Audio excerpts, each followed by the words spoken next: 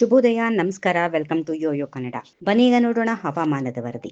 ಬಂಗಾಳ ಕೊಲ್ಲಿಯಲ್ಲಿ ವಾಯುಭಾರ ಕುಸಿತವಾಗಿರುವ ಹಿನ್ನೆಲೆಯಲ್ಲಿ ಕರಾವಳಿ ರಾಜ್ಯಗಳು ಮತ್ತು ಕರ್ನಾಟಕದಲ್ಲಿ ಭಾರಿ ಮಳೆಯಾಗಲಿದೆ. ರಾಜ್ಯದ 11 ಜಿಲ್ಲೆಗಳಲ್ಲಿ ಗುಡುಗು ಸಹಿತ ಮಳೆಯಾಗುವ ಸಾಧ್ಯತೆಗಳು ಇವೆ ಎಂದು ಹವಾಮಾನ ಇಲಾಖೆ ಯೆಲ್ಲೋ ಅಲರ್ಟ್ ಘೋಷಣೆ ಮಾಡಿದೆ. ರಾಜ್ಯದ ದಕ್ಷಿಣ ಒಳನಾಡು, ಕರಾವಳಿ ಹಾಗೂ ಮಲೆನಾಡು ಜಿಲ್ಲೆಗಳಲ್ಲಿ ಮುಂದಿನ 3 ದಿನ ಮಳೆಯಾಗುವ ಮುನ್ಸೂಚನೆ ಇದೆ. ಚಾಮರಾಜನಗರ, ರಾಮನಗರ, ಮಂಡ್ಯ, ಮೈಸೂರು, ಕೊಡಗು, ಹಾಸನ, ಚಿಕ್ಕಮಗಳೂರು, ವಿಜಯಪುರ, ಬೀದರ್, ಕಲಬುರಗಿ, ಯಾದಗಿರಿ ಹಾಗೂ ರಾಯಚೂರು ಜಿಲ್ಲೆಗಳಿಗೆ ಯೆಲ್ಲೋ ಅಲರ್ಟ್ ಘೋಷಣೆ ಮಾಡಲಾಗಿದೆ. ಕೊಡಗು ಮತ್ತು ವಿಜಯಪುರ ಸೇರಿದಂತೆ ಹಲವು ಭಾಗಗಳಲ್ಲಿ ಮಳೆಯಾಗಿದೆ. ಇನ್ನು ಉತ್ತರ ಕರ್ನಾಟಕ ಭಾಗದ ಕೆಲವು ಜಿಲ್ಲೆಗಳಲ್ಲಿ ತಾಪಮಾನವು ಹೆಚ್ಚಾಗಿದೆ. ಮಾರ್ಚ್ ತಿಂಗಳಿನಲ್ಲಿ ಉತ್ತರ ಕರ್ನಾಟಕ ಭಾಗದಲ್ಲಿ 45 ಡಿಗ್ರಿ ಸೆಲ್ಸಿಯಸ್ ವರೆಗೆ ತಾಪಮಾನ ಏರಿಕೆಯಾಗುವ ಸಾಧ್ಯತೆಗಳು ಇವೆ. ಬೆಂಗಳೂರಿನಲ್ಲಿಯೂ ತಾಪಮಾನ 40 ಡಿಗ್ರಿವರೆಗೆ ಹೆಚ್ಚಲಿದೆ ಎಂದು ಹವಾಮಾನ ಇಲಾಖೆ ತಿಳಿಸಿದೆ. ಬೀದರ್, ಕಲಬುರಗಿ, ರಾಯಚೂರು, ವಿಜಯಪುರ, ಯಾದಗಿರಿ, ಚಿಕ್ಕಮಗಳೂರು, ಹಾಸನ, ಕೊಡಗು, ಮೈಸೂರು, ಮಂಡ್ಯ, ಚಾಮರಾಜನಗರ ಜಿಲ್ಲೆಗಳಲ್ಲಿ ಯೆಲ್ಲೋ ಅಲರ್ಟ್ ಸೂಚಿಸಲಾಗಿದೆ. ನಗರದಲ್ಲಿ ಮಾರ್ಚ್ 2ನೇ ವಾರದ ಬಳಿಕ ಬಿಸಿಲಿನ ತೀವ್ರತೆ ಇನ್ನಷ್ಟು ಹೆಚ್ಚಾಗಿ ಇರಲಿದೆ.